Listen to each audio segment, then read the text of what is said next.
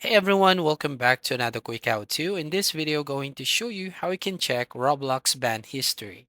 First up, open your Roblox on your mobile app.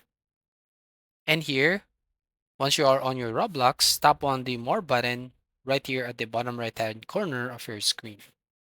Once you tap on More, scroll down, and then from here, tap on Help and Safety.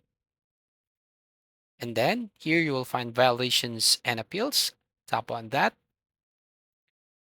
And then from here, you will find all the list of your previous bans if you have. So if you want to basically appeal, just select on support button. So tap on support. And then you will just have to fill out all the information like your contact info, first name, username, email address.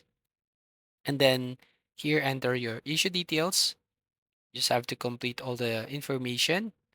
And then here, once you have just selected all your concern, you just have to add text on the description and you can simply type in your appeal on your violation. So that's all. Thank you for watching. Please like and subscribe and see you on the next video.